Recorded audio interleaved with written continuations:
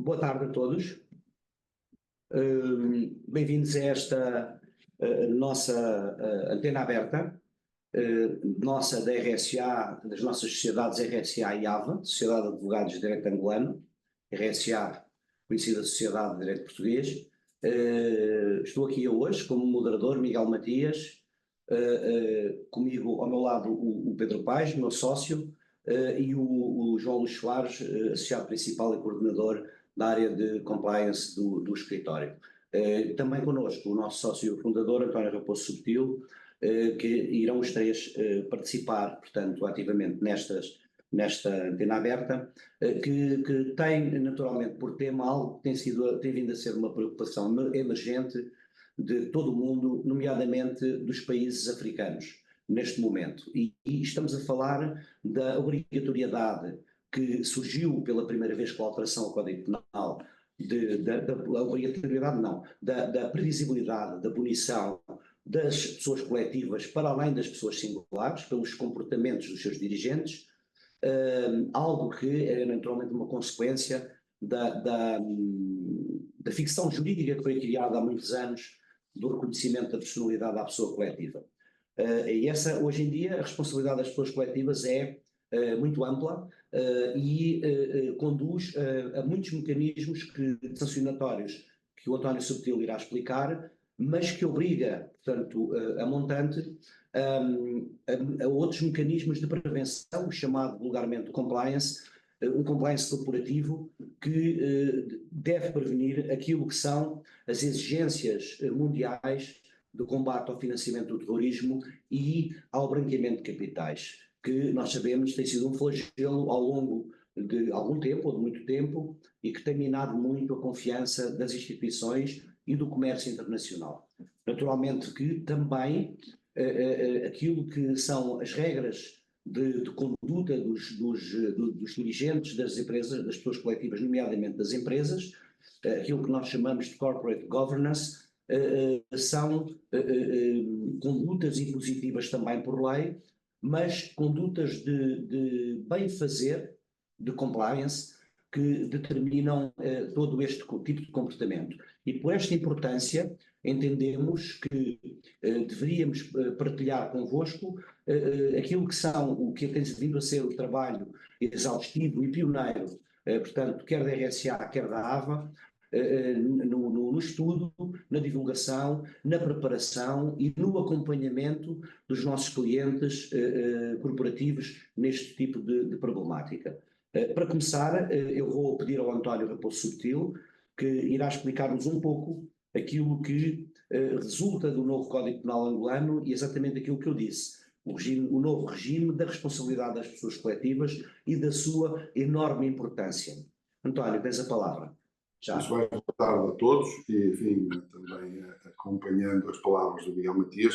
dar nota que este tema é um tema de direito comparado. Nós o que vamos tentar fazer aqui é um pouco uma ligação entre o regime jurídico português e o regime jurídico angolano, naquilo que estamos a designar, e que estamos porque esta designação tem sido trazida em algumas conferências que temos produzido em Portugal, que é o direito penal das pessoas coletivas. Enfim, o direito penal das pessoas coletivas é uma designação um pouco equívoca, da ideia que existirá de novo ou novo direito penal, não o direito comum, para aplicar sanções penais, mas efetivamente os mecanismos de responsabilização das pessoas coletivas são mecanismos diferentes, pressupostos diferentes, critérios diferentes, e vamos tentar hoje ver isso e comparando aquilo que está no Código Penal de Angola e o que está também no Código Penal português. Antes de mais, o Código Penal português, como naturalmente todos sabem, foi aprovado pela Lei 38 de 2020, de 11 de dezembro, tem um regime, enfim, que está adaptado naturalmente à sociedade angolana e que agora, a proposta que se circula, que nós temos conhecimento, enfim, enquanto utilizadores do direito, a proposta que circula visa, antes de mais, suprir algumas imprecisões ou pelo menos fazer a interpretação ou clarificar em alguns preceitos a interpretação que tem sido feita, pretende também agravar em alguns tipos de crimes a moldura sancionatória, estabelecer uma melhor, mais eficiente cooperação judiciária em matéria penal, optimizar as garantias de segurança, civilidade relativa à partilha da informação também ao nível da assistência judiciária, ou seja, tornar o país no plano judiciário mais aberto, mais intermodal com outros países, onde os processos, que são processos de complexidade, muitas vezes têm que se desenvolver e tramitar. E na matéria relativa à responsabilidade das pessoas coletivas, não se conhecem grandes orientações, ou pelo menos propostas muito vincadas da alteração, mas também, pelo que tem sido noticiado, se pretende clarificar um bocadinho este regime, que é um regime novo em Angola, um regime novo da responsabilidade das pessoas coletivas. Que eu iria avançar um bocadinho para chegarmos logo àquilo que é o artigo 9º do Código Penal. O artigo 9º do Código Penal tem como, digamos assim, comparável o artigo 11º do Código Penal português. Tem uma formulação diferente, na medida em que, para além de um elemento subjetivo abranger todas as pessoas, com exceção do Estado e de organizações internacionais de direito público, a nossa formulação é um bocadinho mais desdobrada, não é só o Estado e entidades públicas, aqui fala-se de Estado e organizações internacionais de direito público, e diz naturalmente aqui que são responsáveis por os crimes que tiverem contemplados como sendo aplicáveis às pessoas. Só que, enquanto que em Portugal há um conjunto, uma listagem de crimes que tem sido aumentada, e aliás não só aumentada, por vezes reformulada, em Angola não há uma menção expressa ao tipo de crimes que são suscetíveis de ser imputados a pessoas coletivas. Bom, eu diria, por um lado é estranho, mas também tenho que afirmar que em Portugal alguns daqueles crimes têm sido aditados, por vezes, de causa alguma estranheza, na medida em que temos nessa listagem crimes relativamente, eu diria, quase difícil ou impossível cometimento por pessoas coletivas, e outros que são diretamente, diria, vocacionados, no sentido da sua tipicidade suscetível de ser preenchida por pessoas coletivas, na prática de determinado tipo de factos, não estavam previstos. O mais recente é a responsabilidade por crimes de corrupção de titulares de cargos políticos, não abrangia as pessoas coletivas, simplesmente está numa lei especial, não é? Remetia para a corrupção, está no Código Penal, mas na corrupção dos titulares de cargos políticos, como não tinha um preceito expresso, então não se aplicava, o que era estranhíssimo. Só o ano passado veio a ser alvo de aplicação puraditamente nessa lei de um preceito expresso que diz que é aplicável também esse regime próprio às pessoas coletivas. Se não fosse assim, não se aplicava. Enfim, é um modelo de deixar em aberto os crimes suscetíveis de serem praticados pelas pessoas coletivas. Depois diz que, de uma forma equivalente àquilo que se passa em Portugal, que as pessoas coletivas e equiparadas, ainda que claro, fomos constituídas, são responsáveis a que título? E aí é que vem aquilo que ainda há pouco mencionei, o direito penal das pessoas coletivas. Na tipologia, ou na doutrina, melhor, penalística, eu diria mesmo a mais atualizada, nós não podemos fugir aqui à definição do tipo, a ilicitude, a culpa, nexo com a lesalidade, e depois na culpa podemos ter variações na sua localização, no tipo, ora, enfim, ou um ilícito, mas o que nós sabemos da culpa, temos a negligência, depois temos, ao nível do dolo, as três vertentes do dolo, eventual, necessário, direto, mas temos sempre que ter um fator de vontade, a vontade, a intenção e a percepção para que exista uma imputação de um ilícito. Ponto. No preenchimento do tipo, nós podemos ter elementos pressupostos, critérios, podemos ter elementos subjetivos que fazem com que alguns tipos de crimes não sejam suscetíveis de ser cometidos por determinado tipo de pessoas, mas nós sabemos que tem que haver uma vontade, tem que haver uma determinação, tem que haver, pelo menos, a noção ampla de culpa, o que quer dizer que temos que ter alguém capaz de provocar um resultado e esse resultado ter uma desvaloração, neste caso, qualificada como crime. Nas pessoas coletivas, o que a lei diz é que elas são responsáveis pelos crimes aqui pelos factos ilícitos, que sejam qualificados como crime, cometidos em seu nome. E depois dizem por conta e no seu interesse. Bom, o seu nome significa, para aquilo, enfim, que nós conhecemos do direito corporativo ou societário, nós sabemos que em nome é a sua representação formal, temos algumas variações da responsabilidade, que não é em nome, não é quem responde formalmente pela entidade coletiva, mas alguém que tem poderes equivalentes, então a administração do facto, que muitas vezes é incluída também na designação em seu nome, em sua representação, e depois diz por sua conta e no seu interesse. Só que acrescenta ou em seu benefício. Bom, em benefício da pessoa coletiva. Muitas vezes a pessoa coletiva não tem benefício nenhum, tem um prejuízo imenso, naturalmente, porque praticou o facto, e esse facto pode ser nocivo, porque a prática do crime não é sempre de receptação, não é sempre de ficar com o produto. Muitas vezes se cometem faltas e ocorrem manifestamente prejuízos, limitações. São questões que nós podemos avaliar, podemos ter uma fraude, pode acontecer uma fraude e essa fraude gerar um prejuízo imenso à sociedade que é interveniente nesse processo. Mas o interesse aqui é relacionado com a pessoa coletiva ou com os beneficiários da pessoa coletiva. Aí aparece, enfim, o primeiro momento, e é um momento importante, sobretudo no tipo de crimes, como o branqueamento, não só a corrupção, o branqueamento em que tem crimes subjacentes à sua prática. O branqueamento precisa ter sempre um crime base onde funciona a noção de branqueamento, mas aqui aparece o primeiro elemento, que é o benefício. E depois diz por pessoas singulares que atuem sobre a sua autoridade. Aqui é este número 3 que eu estou a ler, a autoridade das pessoas referidas no número anterior, são aquelas pessoas que diretamente atuam em nome da pessoa coletiva. Aqui é dizer que alguém que cometa um crime e cometa esse crime dentro de uma pessoa coletiva, porque ela não atuou dentro da sua hierarquia e da sua distribuição de competências, de modo a evitar que essa pessoa tenha invadido o espaço de segurança da pessoa coletiva, é, digamos assim, um crime que a pessoa coletiva responde, porque ela não se organizou de maneira a evitar essa prática por uma pessoa que estava sobre tutela, sobre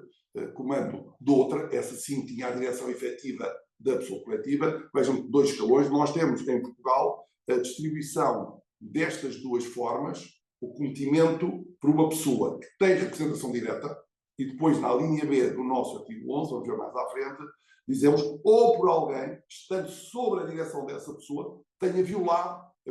deveres de vigilância ou controle que lhes cabia. Este número 3 do artigo 9 do Código Penal de Angola é concentrado, e eu diria mais difícil de interpretar, mas se fizermos comparativamente a análise da leitura ao lado do artigo 11 do Código Penal português, conseguimos ter aqui uma leitura mais fácil. De seguida, nós temos também que refere o número 4, quando a lei determinar a responsabilidade das pessoas coletivas, enquanto tais, deve entender-se que se trata de pessoas coletivas ou de meras associações de facto. Bom, a nossa legislação, a nossa portuguesa, trata das pessoas formais, das pessoas irregulares e das associações de facto, ou seja, inclui todas as organizações que atuem por si sem que possam, digamos assim, ou sem que possam, onde se veja uma diferença relativamente às pessoas jurídicas, físicas, ou seja, aqueles que a lei diz juridicamente são pessoas físicas e as outras são pessoas artificiais, pessoas concebidas pela lei e para as distinguir. Mas se não conseguir distinguir que é uma pessoa coletiva, ou seja, que elas organização distingue das pessoas físicas, então elas são tratadas como meras associações de facto e também têm uma responsabilidade. E é importante porque, por vezes, um grupo de pessoas em associação podem cometer um crime e, para além da sua responsabilidade pessoal, como vamos ver, existe concomitantemente com a da responsabilidade das pessoas coletivas, elas também obrigam esse coletivo, e esse coletivo é importante na medida em que a responsabilidade das pessoas coletivas, como diz o número 5, não exclui a responsabilidade individual dos respectivos agentes, nem depende da responsabilização destes. Ou seja, pode um agente não ser responsável face a um enquadramento qualquer, que não importa, e mesmo não ser responsável se os factos que forem praticados em nome ou em benefício da pessoa coletiva ou geradores de tal distúrbio, má organização da pessoa coletiva, a pessoa coletiva é responsável, ainda que os agentes não sejam responsáveis e, naturalmente, também, agora vamos, penso, para o número 6, que a responsabilidade das pessoas coletivas é excluída, a única exclusão que nós temos, ou previsão que nós temos para a exclusão, é excluída quando o agente tiver atuado contra ordens ou instruções expressas da entidade competente para efeito. Em Portugal, a lei portuguesa diz de quem de direito, não diz entidade competente para efeito, diz de quem de direito. Então, isto é uma noção de exclusão que diz assim, a pessoa coletiva, vamos lá atrás, se tiver cometido um crime, não por vontade, porque não tem vontade, não é suscetível de vontade, não é suscetível de juízo de culpa, não é suscetível de conhecimento ilícito, não é suscetível de se ter mobilizado para a prática do crime. Ela, enquanto pessoa coletiva, precisa de atuar por via de uma pessoa física.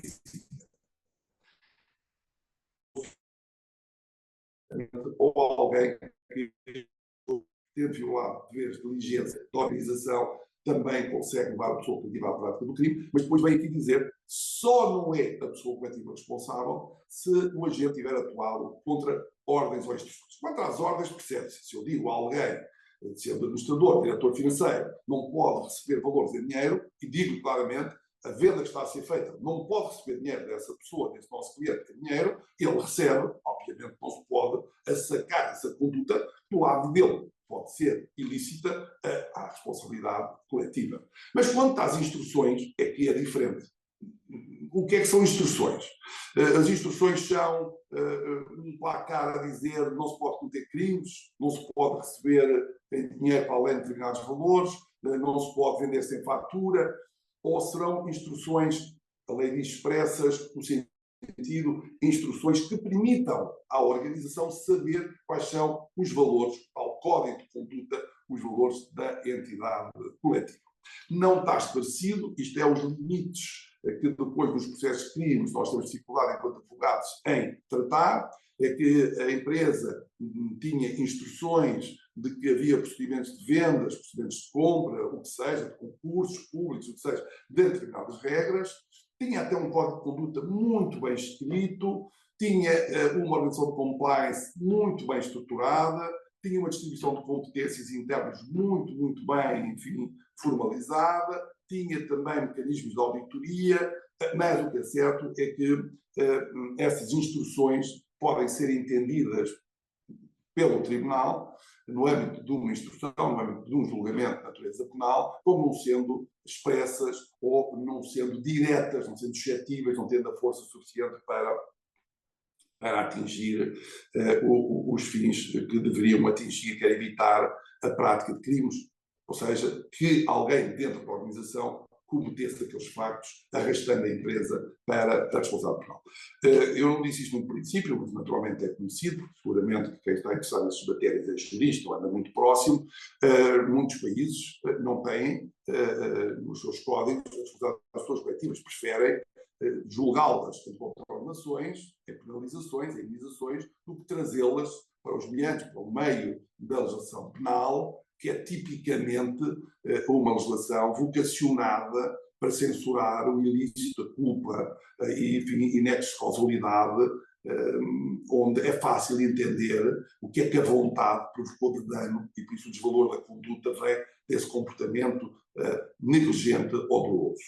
Nas pessoas coletivas esse raciocínio não existe, essa apropriação da vontade e do desvalor da conduta é feita mais com um critério de avaliação objetiva, é quase uma responsabilidade objetiva, eu diria objetiva, porque não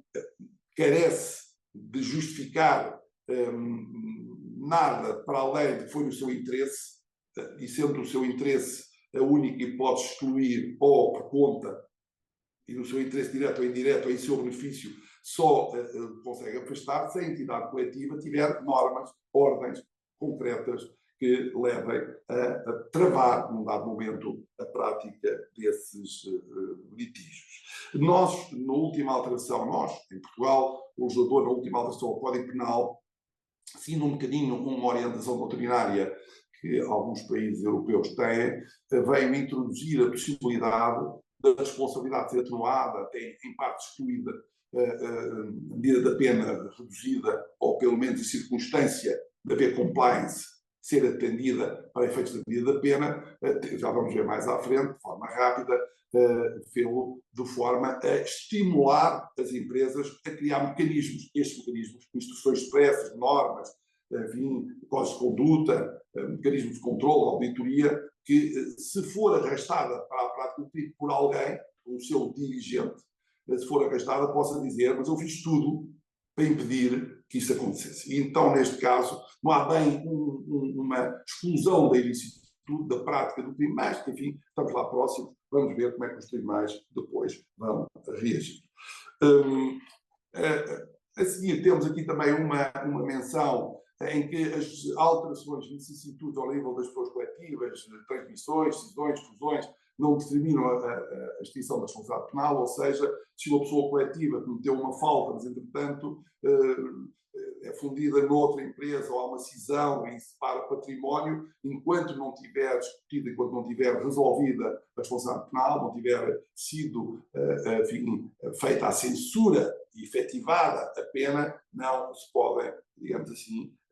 não se podem excluir, fugir a essa responsabilidade. E depois o artigo, o número 8, que é o artigo 11, vem dizer que se as multas ou indenizações forem aplicadas a uma entidade sem personalidade jurídica, as tais instituições de facto, é? Ou sociedades irregulares, por elas respondem o património comum e, na sua falta ou insuficiência, solidariamente o património de cada um dos membros, sócios, associados ou integrantes. Ou seja, se nós tivermos um conjunto de pessoas que estão numa prática de evasão fiscal, mas estão organizadas, mas não fizeram nenhuma estrutura societária nem associativa formal, mas estão no mesmo escritório, praticam aquela atividade em conjunto, é pior do que ter uma sociedade, na medida em que não só respondem nos bens comuns, como depois respondem individualmente e solidariamente pelos danos que causaram. Bom, em termos de penas, nós não colocámos isso no slide, é o artigo 43, o Código Penal é um bocadinho diferente angolano do português, estabelece como penas a admoestação, a multa, a dissolução e como penas acessórias o encerramento do estabelecimento, a proibição de celebrar novos contratos, a privação do direito de subsídios, a perda dos lucros obtidos ou os bens adquiridos. Por isso, há aqui um conjunto de penas, naturalmente, adaptadas àquilo que é a realidade de termos não uma pessoa física que vai presa, mas uma pessoa coletiva que tem que responder com o seu património ou com o património daqueles que sejam os responsáveis, os beneficiários dessa pessoa. Bom, o regime geral das contraordenações tem uma formulação mais simples, e diz que as coimas podem ser aplicadas às pessoas singulares para as pessoas coletivas, públicas ou privadas, nas medidas de exceções, e depois diz que as pessoas coletivas e as pessoas jurídicas são responsáveis pelas contraordenações praticadas, agora vejam a formulação mais simples, pelos seus órgãos ou agentes no exercício das suas funções, com culpa ou mera culpa. Mas aqui já se diz órgãos ou agentes, dá a ideia que tem a ver com uma responsabilidade onde a estrutura formal da pessoa coletiva é um elemento mais importante. Enfim, a prática, a jurisprudência, umas vezes diz, bom, por conta, no interesse, em benefício, mas tem que haver essas entidades, pessoas físicas, entidades, órgãos ou representantes, agentes, têm que estar ligadas à pessoa coletiva, de alguma forma, que seja conhecida no exterior. É um gerente, é um diretor-geral, é um procurador, não é alguém que, sendo chefe de armazém, agora comete uma fraude e com isso contamina toda a estrutura empresarial onde ele era um peão e não era um, digamos assim, agente qualificado, não era alguém que tinha competências próprias, que uma vez alguém admitisse que dali podia surgir um facto que viesse a envolver a pessoa coletiva. No entanto, nas contraordenações é mais claro, isto praticado por órgão agente, existem funções que atuem com culpa, ou mera culpa, ou seja, que atua de forma intencional, com a vontade ou com a negligência que levam a cometer determinadas faltas. Agora vou passar, porque penso que estou a atingir, não controlei o tempo, mas penso que estou quase a atingir aqui os meus limites, passar para o artigo 11 do Código Penal Português, para mostrar logo aqui um conjunto de artigos, que são os artigos de tipos de crime suscetíveis de serem cometidos por pessoas coletivas, e depois a linha A e a linha B, podem ver, está bold, de forma clara, a diferença entre o que é a responsabilidade por via direta, que é uma pessoa com posição de liderança ter cometido fatos que levam e arrastam a pessoa coletiva para um crime, e a outra, que é a pessoa, essas pessoas que não controlaram, que não organizaram, que não tiveram, digamos assim, a preservação da organização da empresa, e que com isso levaram a que alguém, violando estes deveres de vigilância, porque foram violados esses deveres de vigilância ou de controle, cometeu o mesmo facto. Vamos imaginar que temos um responsável financeiro, mas que não controla minimamente o seu departamento. Não cria normas, não diz quem é que assina as faturas, quem é que remete os pedidos, nada disso. E alguém que é o tesoureiro, alguém num escalão muito mais baixo, comete um conjunto de faltas que são geradoras da prática de crimes. Chega-se lá e diz, claro, então, mas se o diretor, ele sim, se tivesse cometido essas faltas, arrastava a empresa diretamente. Mas ele negligenciou a organização interna, não cuidou da organização interna, não estabeleceu mecanismos de compliance, de auditoria, de verificação de condutas, e o outro, seu subordinado, vencendo essas, digamos assim, essas barreiras, porque elas estavam baixas, não eram, digamos assim, suscetíveis de evitar o cometimento de faltas, o fizeram, então arrastam também a pessoa coletiva, e isso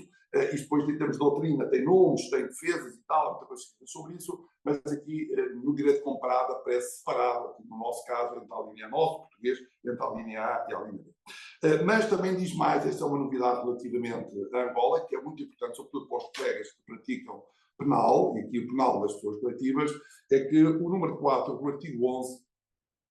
diz-nos quem é que ocupa a posição de liderança, dado que o conceito da legislação portuguesa é a posição de liderança, e diz que ocupam a posição de liderança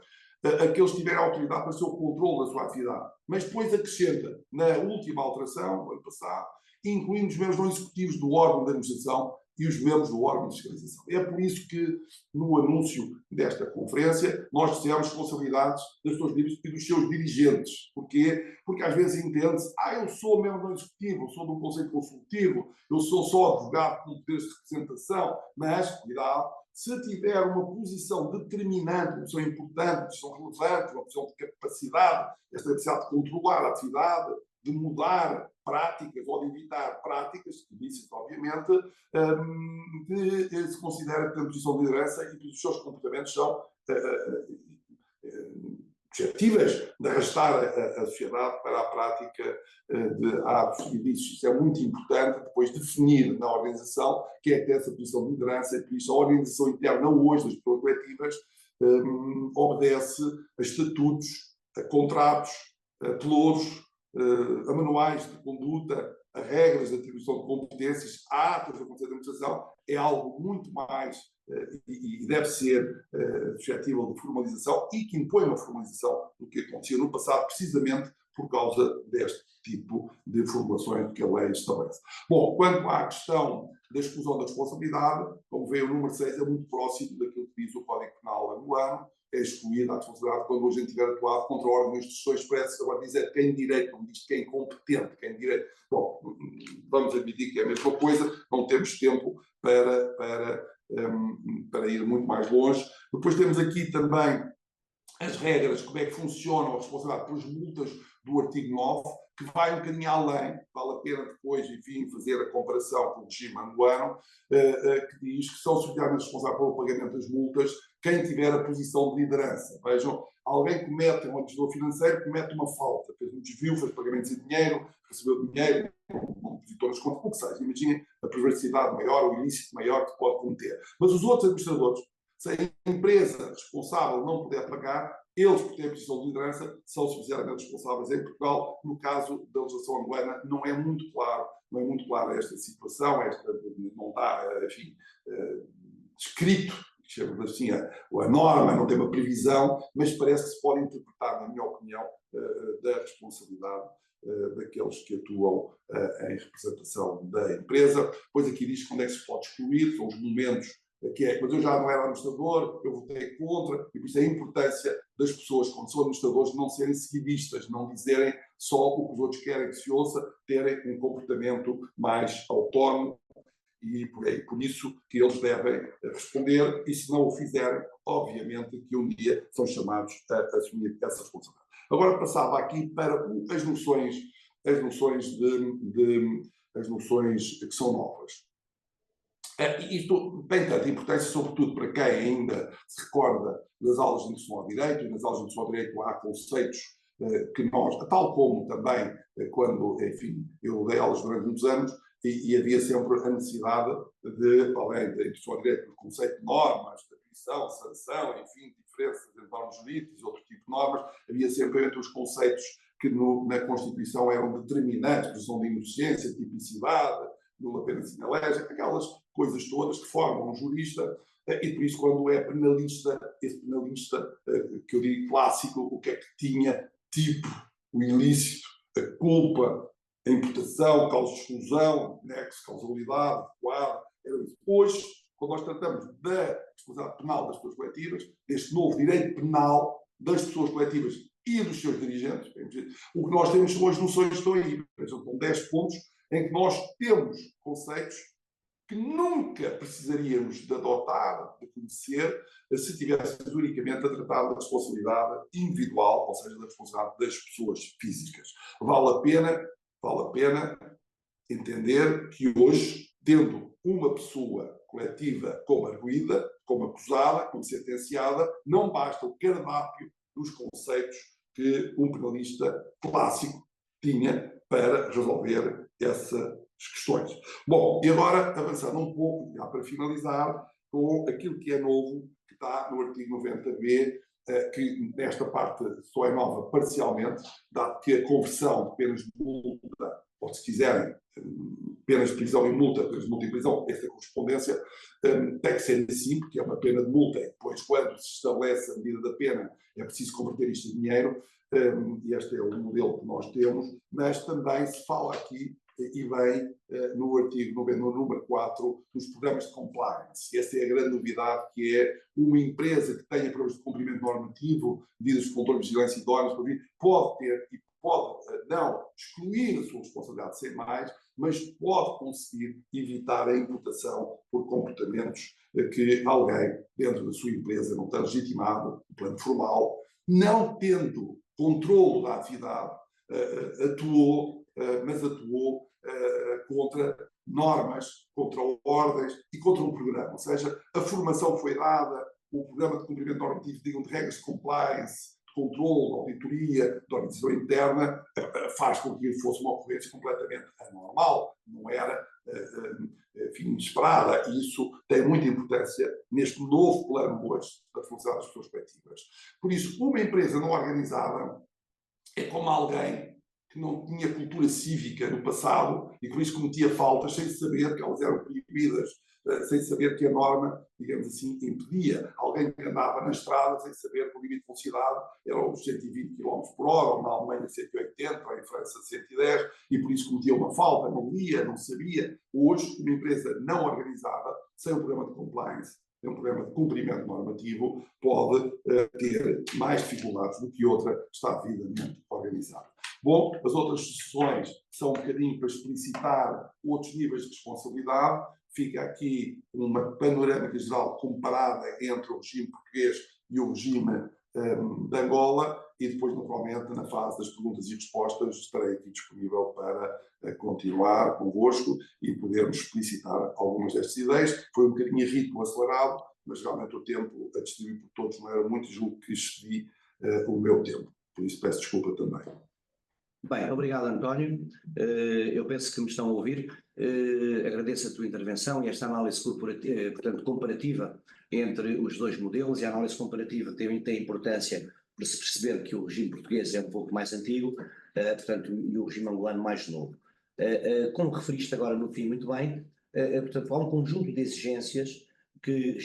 também estão em aplicação em Angola e cada vez são mais importantes ou mais determinantes daquilo que são os comportamentos ou não só as consequências, mas aquilo que são os comportamentos previsíveis ou os comportamentos a evitar, e para isso foi criado um novo regime de compliance, o regime de dever ser, portanto, e um conjunto paralelamente ou subsequentemente destinado a combater aquilo que é a prevenção do branqueamento de capitais em Angola, portanto, a par também, ou muito paralela com a legislação portuguesa, que ela própria também é uma transposição de normativos comunitários. Portanto, eu agora passaria a palavra ao João Lúcio Soares para também, de uma forma sintética,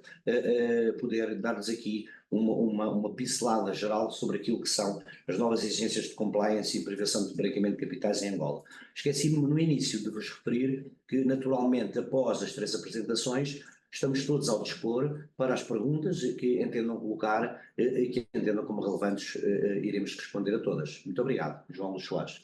Muito obrigado, Miguel. Também agradecer a intervenção do meu colega António Raposo Sutil, que no fundo abriu aqui aquilo que é este campo de jogo, com uma análise comparativa da responsabilidade penal das pessoas coletivas, para evidenciar uma informação muito concreta. Que quando falamos em compliance, quando falamos em programas de cumprimento normativo, quando falamos em planos de prevenção de risco de corrupção, de prevenção de branqueamento de capitais e, mais recentemente, naquilo que são as novas preocupações com a inteligência artificial, com os criptoativos, todas estas preocupações começam também a entrar dentro daquilo que são as empresas. E, portanto, quando falamos em compliance, não falamos, como por vezes sucedia no passado, naquilo que são conceitos abstratos ou etéreos. Estes programas têm hoje aquilo que é uma capacidade de contaminação positiva dentro das entidades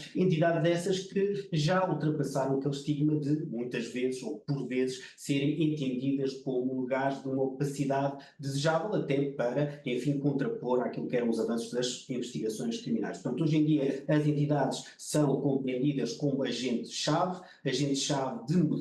mudança de paradigma e da construção daquilo que são desiderados, daquilo que são objetivos, daquilo que é uma cultura de cumprimento, de integridade, de transparência, mas sobretudo de aplicação de noções de direito consciente. E, portanto, nós quando falamos em responsabilidade penal da pessoa coletiva, estamos já no fim do caminho, estamos já naquilo que é um patamar de responsabilização das pessoas coletivas, mas o trabalho começa muito antes, começa naquilo que é um panorama de prevenção. E como disse o meu colega Miguel Matias, aí as empresas podem ter um potencial de diferença, podem ter um âmbito de intervenção, e esse âmbito de intervenção passa por fazer a definição daquilo que é o tom de cumprimento normativo ao nível dos órgãos de administração, ao nível dos órgãos de fiscalização, mas mais do que isso, tone de top, esse tom de topo, a organização toda ela, passando pelo responsável do cumprimento normativo, passando pelo legal, pela parte jurídica, pela parte contabilística, até os colaboradores de base, têm que todos eles conhecer estas novas redes legais, têm que conhecer as suas características, mas sobretudo têm que conhecer as fragilidades, porque é nessas zonas cinzentas de não aplicação de direito que muitas vezes surgem os problemas. Quando falamos em compliance, quando falamos em programas de compliance, não falamos apenas naquilo que eram os tradicionais códigos de conduta ou códigos de ética. Mesmo estes códigos de conduta e códigos de ética, hoje em dia têm que ser dinamizados, têm que ser desenvolvidos com outras preocupações, com as políticas do whistleblowing, com aquilo que são também as preocupações de prevenção da corrupção, com aquilo que são também as políticas de relacionamento com fornecedores, com terceiros, enfim. Com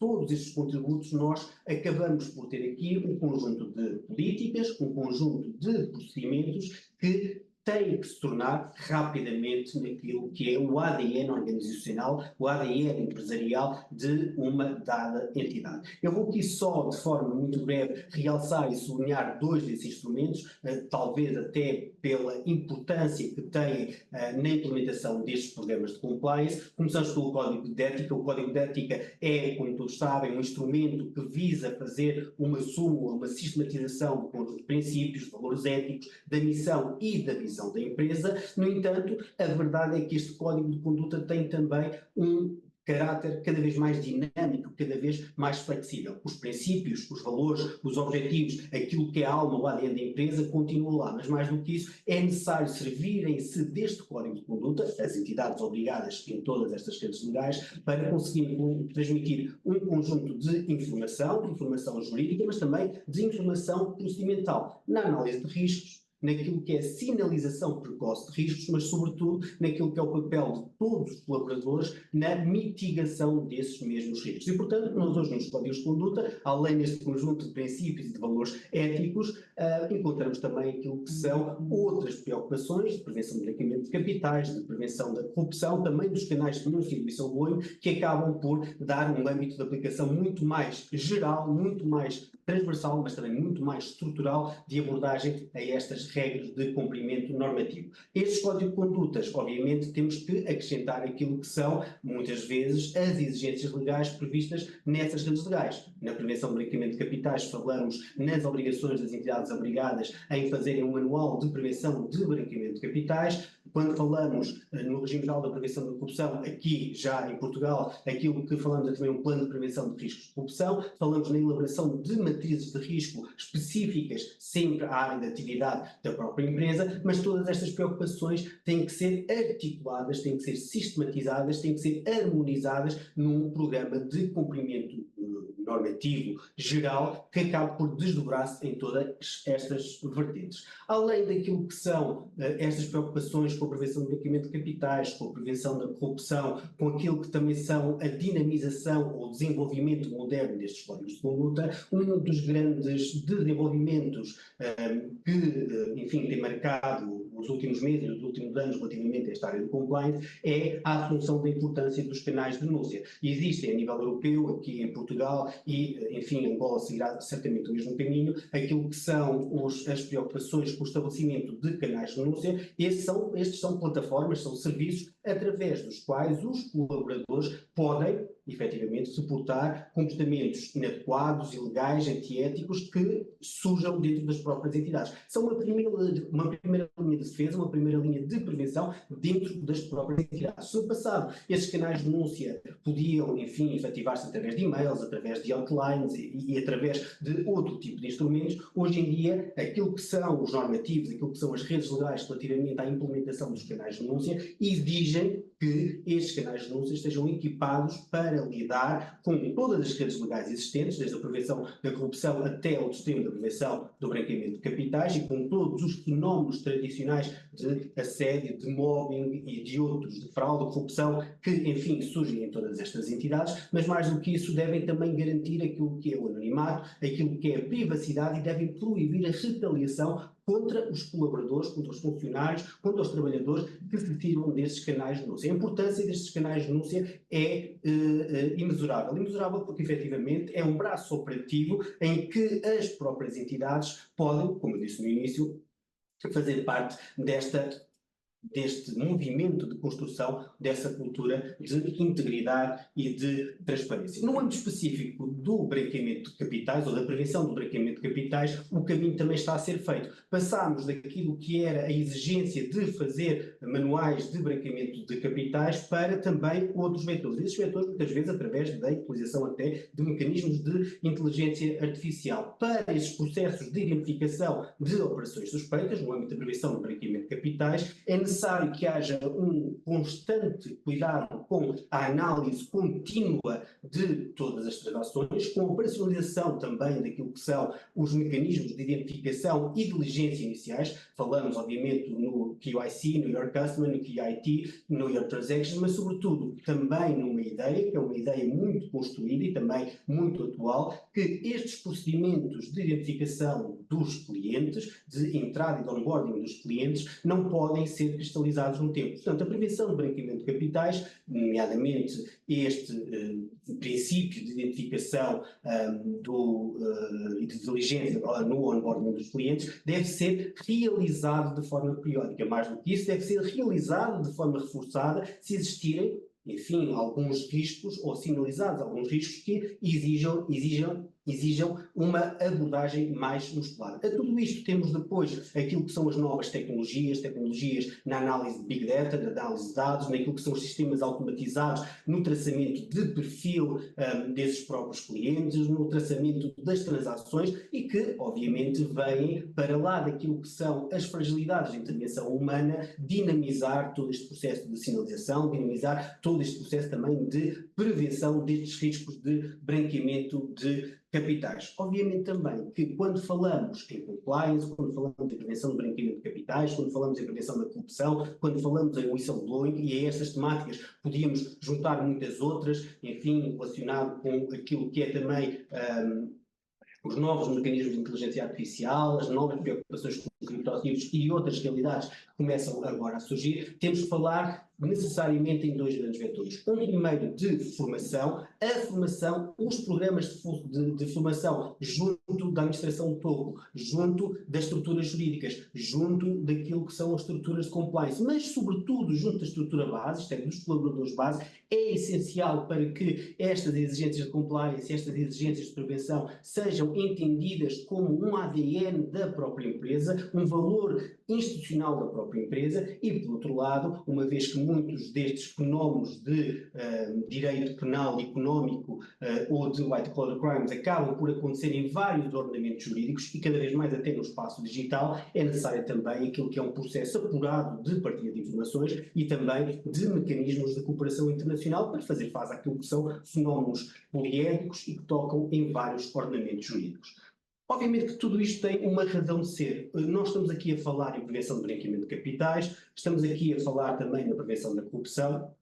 estamos a falar, de uma forma geral, daquilo que são desidratos de compliance, e a pergunta que surge é, mas estes programas de compliance são obrigatórios? Já vimos que estes programas de compliance têm uma importância estrutural na organização de cumprimento das próprias entidades. Essa é a primeira nota, mas não só. Em segundo lugar, vimos também, na apresentação do Dr. Sutil, nomeadamente naquilo que é o regime português, mas que depois terá também, e será também disseminado em outros regimes, é que cada vez mais estes programas de compliance, a existência de programas de compliance, pode ser utilizada como uma forma de atenuação de possíveis multas em processos contornacionais e outros. Portanto, tem uma relevância prática e um patamar inegável de eficácia. E, em terceiro lugar, aquilo que nós estamos a falar quando falamos em programas de compliance é, sobretudo, em FIDES, em confiança entre aquilo que são os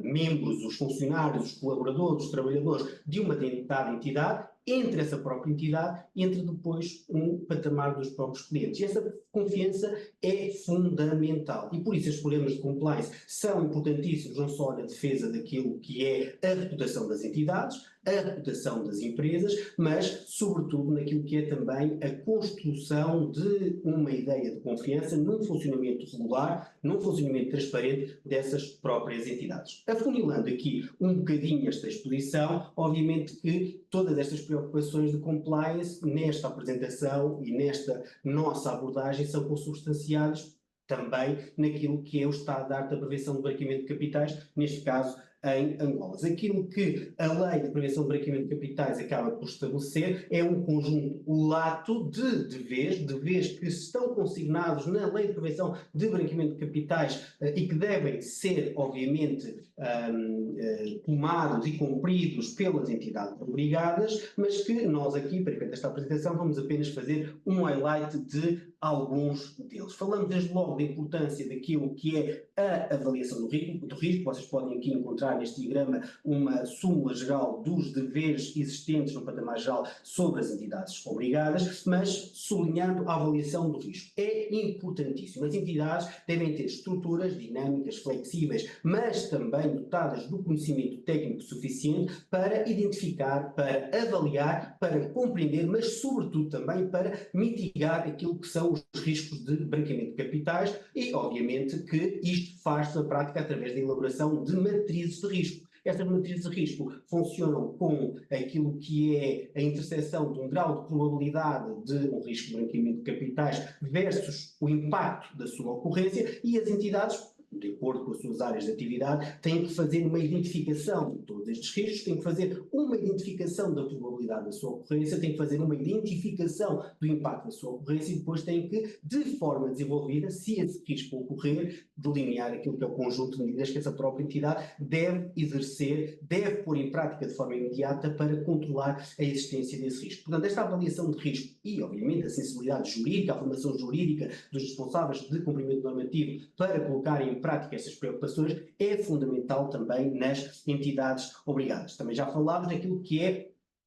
o dever de identificação e diligência. falamos obviamente em QIC, falamos obviamente em QIT, falamos naquilo que é a identificação e diligência do cliente, daquilo que são os seus representantes legais, daquilo que é o seu beneficiário efetivo, enfim, num processo de coligir um conjunto de informações essenciais, de informações fundamentais que permitam uma dada entidade conhecer, não só no início, mas em cada tempo, a todo tempo, as características daquele cliente. Temos depois também o dever de recusa, importantíssimo, caso este momento de identificação e diligência não funcionem, não possa ser cumprido ou seja cumprido de forma deficiente, obviamente que as entidades obrigadas devem recusar o estabelecimento de uma relação de negócio e, portanto, com aquele cliente. É uma primeira forma de obstacularizar a entrada deste tipo de clientes no risco de prevenção de branqueamento de capitais nesse primeiro momento e, obviamente, também aquilo que é o dever de comunicação. O dever de comunicação é o dever, diria eu, core naquilo que é a operacionalização destes objetivos de prevenção de branqueamento de capitais. As entidades,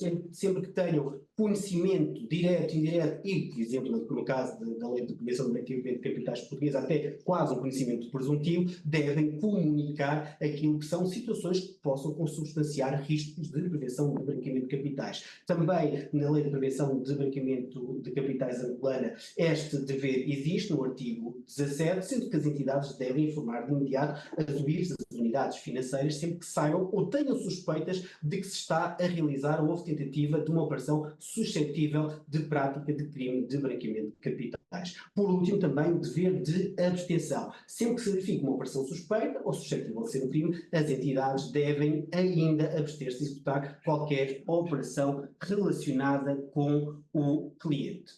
Tudo isto são desidratos de prevenção de branqueamento de capitais, tudo isto são, enfim, obrigações sobre as entidades obrigadas. Eu diria, ou sublinharia, uma única nota, ou uma última nota, é que o futuro está aí e, portanto, as entidades obrigadas no âmbito destas redes legais, as entidades que, mesmo que não estejam obrigadas, querem e devem implementar aquilo que são mudanças estruturais na sua organização, na sua estruturação para dar cumprimento a estas preocupações, devem conhecer todas estas redes legais de forma aprofundada e devem, sobretudo, entender, na minha ótica, que todas estas preocupações estão aqui para permanecer, estão aqui para ser desenvolvidas. O esforço é contínuo, o esforço vai no sentido de, a cada momento, em cada momento, surgirem novas redes legais que vêm, obviamente, regular novas áreas de atividade humana, novas áreas de atividade empresarial e que, no fundo, são constituir com novas obrigações sobre as empresas. Portanto, as empresas, as entidades têm que fazer o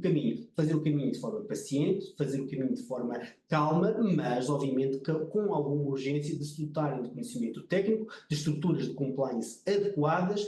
à área de risco e à área de atividade que desempenham. Eu tinha aqui esta apresentação para vos mostrar, depois no fim, obviamente, se tiverem alguma dúvida, estarei disponível para responder a qualquer questão que tenham. Obrigado, João. Claro que esta importância das regras de compliance, para além do caráter obrigatório e vinculativo para um grande conjunto de entidades e de pessoas coletivas, é como o João bem diz, um caminho de preparação para aquilo que será uma realidade abrangente a toda a economia angolana. E, portanto, é uma tentativa clara de orientação no sentido normativo e no sentido prático de alterar, portanto, um conjunto de comportamentos que ao longo do tempo, ao longo diria, muito tempo, seja antes da independência, seja depois da independência, portanto, Angola acabou por vivenciar ou deixar vivenciar de uma forma mais ou menos pacífica e que hoje em dia, face a todas estas imposições que são internacionais, nós sabemos perfeitamente da importância hoje em dia das empresas de acesso a financiamento internacional ou estrangeiro para a realização de, por exemplo, obras de grande vulto, obras públicas, e esse conjunto de exigências são claramente vinculativos. Portanto, eu diria que em complemento e em fecho desta pequena análise sumária que estamos hoje a fazer, e que digo já, portanto informo já que iremos brevemente fazê-la de uma forma mais extensa pessoalmente em Luanda, Portanto, hoje faremos de uma forma mais simplificada para que seja dada uma pincelada geral. Eu pedi agora ao Pedro Paes que fechasse o círculo neste modelo de prevenção, que é esta importância do corporate governance, que naturalmente deve ser assumida numa transversalidade de comunicação entre aquilo que são as administrações das empresas. Pedro, por favor. Obrigado, Miguel. Queria daqui agradecer ao João e ao António e ao Miguel toda esta exposição e toda esta introdução. Eu não vou tomar os mais do que 10, 15 minutos e, antes de mais, mando um abraço para todos os colegas e amigos que estão em Angola, daqui de Lisboa, e, portanto, vou tentar ser o mais breve possível. Bom, quando falamos em corporate governance, gostamos muito de usar estes termos anglo-saxónicos, mas temos que perceber o que é o corporate governance. Portanto, corporate governance mais não é do que o governo, ou seja, as regras de governo corporativo de uma companhia ou de uma sociedade. E este corporate governance, no fundo, é um conceito importado do direito anglo-saxónico que resultou em 3 grandes ondas de desenvolvimento cumulativo que ocorreram nos últimos anos e que teve a ver, essencialmente, com os danos que ocorreram sobre os acionistas, e aí, dadas as grandes complexidades empresariais, dado o afastamento dos acionistas e da gestão, e incluindo a falta de governance e de auditoria que causou uma série de danos e há uma série de episódios, nomeadamente relacionados com a banca, que resultaram em danos fortíssimos, não só a acionistas como a clientes. Depois, danos esses também resultam da própria da sociedade, as crises financeiras que se tornaram crises financeiras, e lembro-me da mais recente, em 2008, com o chamado subprime, que depois torna-se uma crise económica porque veio por arrasto, e lembro-me dos tempos difíceis que se viveu na Europa, e especialmente em Portugal, ali em 2010, 2011, e portanto depois tudo isto envolveu ajudas do Estado e dos bancos centrais, que com graves prejuízos para os próprios dos contribuintes, e aí foi necessário então começar a criar estas linhas de defesa e uma gestão de risco macro e microprudencial, e que resulta muitas vezes também neste conceito de fit and proper, que é no fundo o resultado de uma avaliação de competências técnicas mais a avaliação da integridade da própria sociedade. E por sua vez, numa fase mais recente, não tão recente quanto isso, porque já estamos a falar isto aqui um bocado há 50 anos, os danos ao planeta. Portanto, neste caso estamos a falar de tudo o que tem a ver com o impacto externo que estes problemas têm, e há no fundo uma sustentabilidade que é exigida às empresas, e hoje cada vez mais as empresas contratam entre elas, se existir de facto relação a longo prazo, e também ao mesmo tempo o chamado reporte financeiro. Portanto, quer dizer, cada vez mais as empresas perguntam umas às outras se têm políticas de compliance, se têm políticas de governance, se têm canais de denúncia, se têm uma série de exigências. E, portanto, esta sustentabilidade é muito importante. E porquê? Porque, no fundo, uma empresa, um modelo de negócio, é constituído por vários setores, vários elementos. E, por um lado, temos os acionistas e os financiadores, por outro lado, temos os gestores e os colaboradores. Por sua vez, vão aportar, os acionistas aportam o capital, os gestores, os colaboradores aportam o tempo, esforço e o talento, para que tudo isto resulte naquilo que mais interessa para todos, que é o rendimento. Rendimento esse que terá a capa de dividendos pelos valores das ações aos juros para os acionistas e para os financiadores, estamos a falar dos bancos, estamos a falar dos donos das empresas, mas também para os gestores e colaboradores em salários e benefícios. E, portanto, tem que haver aqui um equilíbrio entre a ganância, que é o que está no fundo, o que está em cima da mesa, a ganância quer dos acionistas, quer dos próprios gestores, e os resultados desses rendimentos. Portanto, tem que haver aqui, de facto, uma situação que regule todos estes problemas, e essa situação é, de facto, esses conceitos são os conceitos de corporate governance. Portanto, aqui temos um pequeno exemplo do que é que está em cima da mesa e o que é que regula o dentro e fora de uma instituição, o dentro e fora do negócio. E, portanto, se fora da instituição nós temos por exemplo, no caso de um banco, temos os fornecedores, temos os depositantes, temos os clientes, temos os outros bancos, temos os acionistas, dentro temos os próprios colaboradores, temos os executivos, temos os CEOs, e portanto toda esta relação interna e externa é importante que seja governada e é importante que tenha regras, senão desculpem a expressão, é uma confusão geral, é o caos, e portanto criamos situações completamente desreguladas. Em concreto, e passando muito em passant, e atenção que isto é uma apresentação de 10 minutos, temos que perceber que, muitas das vezes, há uma grande diferença entre o que é um administrador e o que é um diretor. E se repararem, o António Subtil referiu muito bem na responsabilidade das pessoas coletivas, quando refere à responsabilidade dos órgãos de administração não executivos, dos próprios gerentes, dos órgãos do Conselho Fiscal e tudo o que tenha a ver com diretores ou administradores. E neste caso a diferença é substancial. Quando estamos às vezes a falar, por exemplo, de um administrador, estamos a falar de um administrador que tem que ter sempre um dever de cuidado e um dever de lealdade. E dentro desses deveres de cuidado e deveres de lealdade há uma série de regras que têm que ser seguidas. Portanto, muitas das vezes, por exemplo, as regras de prudência aplicam-se aos administradores. Por exemplo, se o administrador tem que começar a gerir ou é indicado como administrador de um banco. Portanto, o Banco Central vai olhar para uma série de elementos que estão relacionados com este administrador. E, por exemplo, no caso de um diretor tem um dever de obediência, vai cumprir as direções do board, mas tem que cumprir leis e regulamentos. E, portanto, ao mesmo tempo, tem que também reportar os incidentes e preocupações. Não é apenas um dever de obediência cega. Há aqui também, por parte dos diretores, um filtro que tem que ser colocado na sua gestão. Agora, passando um bocadinho para os executivos e não executivos, nós temos, por exemplo, nos não executivos, têm deveres diferentes. Por exemplo, um não executivo é um administrador que estará mais focado na governance, mais neste tipo de regras, mais na direção estratégica, mais no modelo de negócio, numa supervisão, numa fiscalização. Um executivo é mais mãos na massa, e daí as fotografias. Portanto, temos uma fotografia de uma visão geral dos não executivos e uma fotografia de alguém que está a olhar, de facto, para uma obra, para algo que está a acontecer. Portanto, há uma execução de um plano estratégico que foi definido pelos não executivos, muitas das vezes, e, portanto, há uma supervisão da tática, mas também há um desenvolvimento do plano estratégico. E, portanto,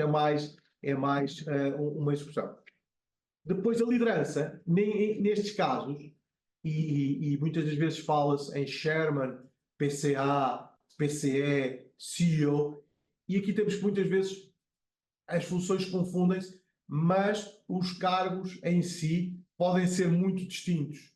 Por exemplo, um Chairman vai facilitar decisões do board, vai fazer uma seleção e desenvolvimento do board, será sempre uma pessoa que tem a capacidade de fazer a ponte entre os acionistas e, por exemplo, o regulador, neste caso seja o Banco Central, seja a Autoridade Nacional de Telecomunicações, o que for, Instituto de Seguros, o que for. Por exemplo, já o PCE já tem um dever mais de ajustamento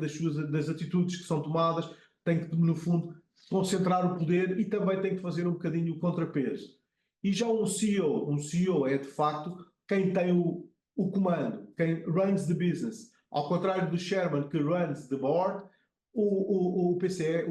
CEO vai sempre ter o comando, vai ser a pessoa que vai coordenar as decisões da Comissão Executiva, que vai tomar decisões executivas e vai, no fundo, também ser o responsável pelo desenvolvimento da direção e a relação que ele tem que sempre regular entre o board, os parceiros e os clientes.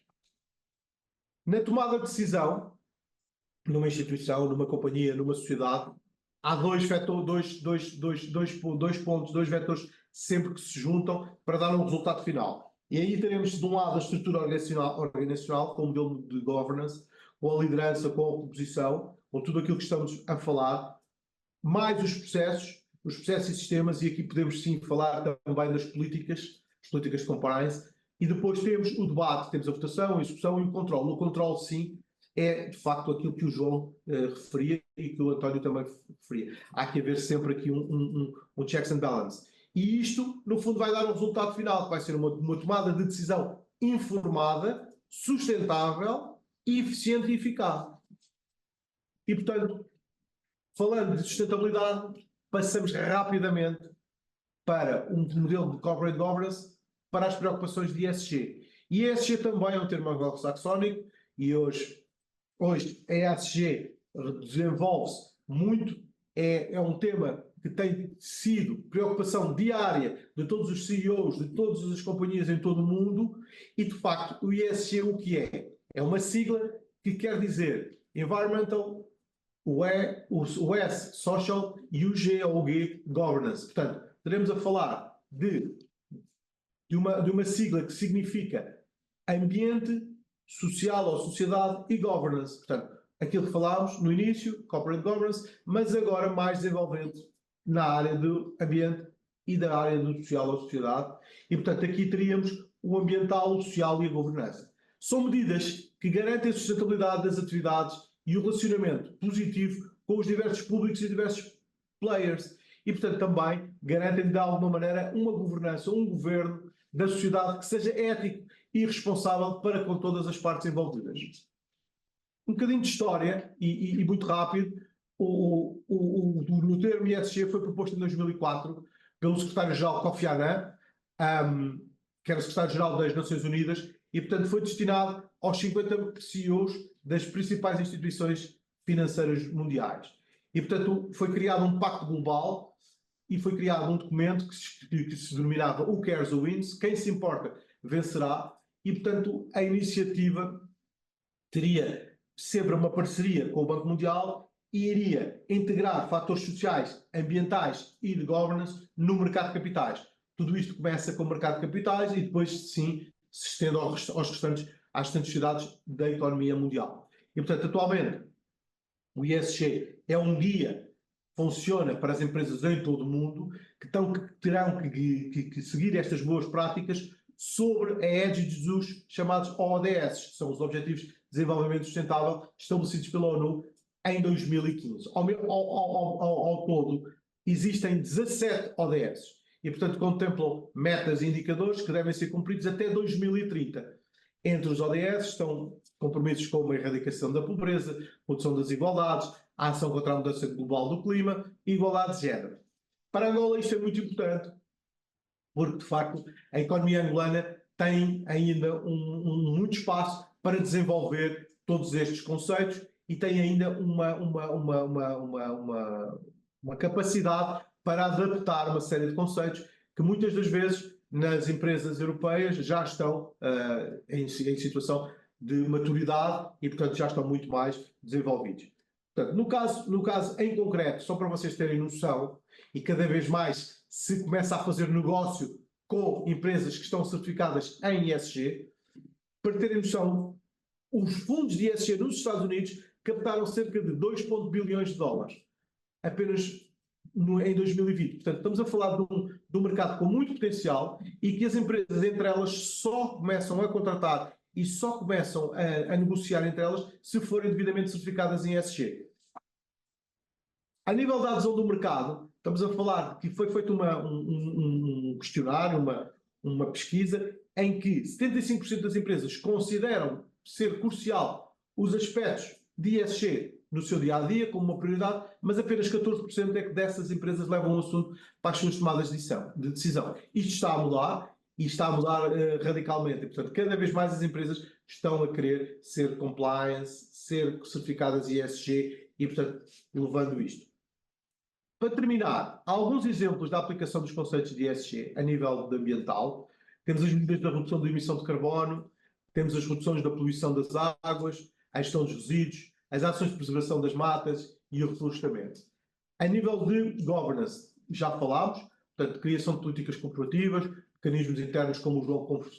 contou e descreveu, a nível de compliance, ações que inibem práticas desleais dentro das empresas, estratégias tributárias e outras iniciativas que prezam a ética em todos os públicos de selecionamento de empresas. Por fim, a nível social, aqui é muito importante, e é muito importante para Angola, por exemplo, em questões de discriminação, quer em função da raça, quer em função do sexo, quer em função da religião. Portanto, têm que ser adotadas políticas que tenham em conta os direitos humanos e as leis laborais dos angolanos, e especialmente as condições de trabalho e as medidas que promovam a diversidade e a inclusão nas empresas angolanas. Pronto. Coloco-nos ao vosso dispor para qualquer questão que possam ter. Penso que cumpri os meus 10 minutos e muito obrigado por tudo. Muito obrigado a todos, obrigado Pedro, obrigado João e António mais uma vez. Como puderam reparar, esta pequena apresentação acaba por ser um pouco um pincel ou uma pincelada sobre aquilo que são, em primeiro lugar, portanto, como o António bem referiu, portanto, aquilo que são as grandes alterações à lei penal angolana e pela primeira vez a punibilidade da pessoa coletiva. Em segundo lugar, aquilo que são as obrigações resultantes da lei de combate ao financiamento do terrorismo e ao branqueamento de capitais, e por último, aquilo que o Pedro bem referenciou como as normas de corporate governance e aquilo que são as aplicações, nomeadamente as normas de ESG, que hoje em dia assumem cada vez mais na apreciação do negócio, na elaboração do mesmo, na discussão do mesmo, na aceitação do mesmo e na sua execução, uma vertente cada vez maior.